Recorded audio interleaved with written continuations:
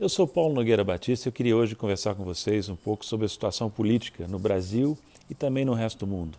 As notícias têm sido boas e razões existem para otimismo. Pode ser que eu esteja sendo otimista demais nos comentários recentes que tenha feito, e muitos intelectuais gostam de lembrar aquela frase muito usada por Gramsci, que é de Romain Rolland, na verdade, escritor francês, de que é preciso combinar o pessimismo da razão com o otimismo da vontade. Eu tenho sérias dúvidas sobre essa frase, tão célebre, tão citada.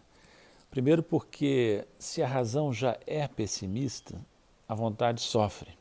Na realidade, o pessimismo da razão já é um sintoma de que a própria vontade está decaindo, né? E acho difícil que se sustente no longo prazo uma razão pessimista em conluio com uma vontade otimista. O pessimismo da razão tende a solapar, a minar o otimismo da vontade. Mas vamos deixar de lado essas considerações pseudo-filosóficas e voltar à vaca fria, que é a nossa situação política. A extrema-direita, no meu entender, começou a refluir no mundo e no Brasil. As notícias que têm vindo do exterior, já falei sobre isso em outros comentários desse tipo, Bolívia, Chile, a derrota de Trump e agora as eleições municipais brasileiras. As eleições municipais brasileiras apontam para uma derrota de Bolsonaro, dos candidatos endossados por ele e dos partidos que se caracterizam como de extrema direita no Brasil. O quadro ainda não está totalmente definido, em muitos lugares importantes a eleição foi para o segundo turno e também as eleições de meio de mandato, no caso brasileiro, que são para prefeito e para vereador, não tem o mesmo caráter, digamos assim, quase que plebiscitário que tem as eleições de meio de mandato nos Estados Unidos.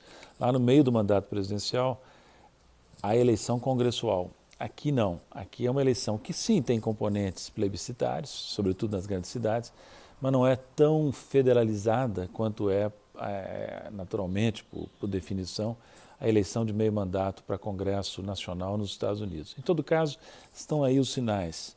Bolsonaro não conseguiu ter resultados expressivos nas grandes capitais, perdeu em muitos lugares, e fica patente, a meu ver, que a onda, vamos dizer assim, que a extrema-direita começou a bater pino, também no Brasil, e antes no resto do mundo com a derrota do Trump e o ocorrido na Bolívia e no Chile, né? Essa onda de extrema-direita poderia ter durado mais, ela empolgou partes importantes do mundo, Estados Unidos, Inglaterra, alguns países da Europa Oriental, Hungria e Polônia, por exemplo, e em vários países europeus importantes, a extrema-direita, proto-fascista, conseguiu minorias significativas nas eleições dos anos recentes. Mas essa onda começou a refluir, como eu disse. E a derrota de Trump foi muito importante nesse sentido. E aqui no Brasil, o insucesso de Bolsonaro nas eleições de meio de mandato. Fica claro que a onda bolsonarista, não digo que terminou, mas sofreu um baque importante. E por quê? Por que a extrema-direita começa a refluir? No meu modo de ver, essa onda poderia ter durado mais, não fosse o fato dela ter se confrontado com uma realidade muito dura, que foi a realidade do coronavírus, da pandemia.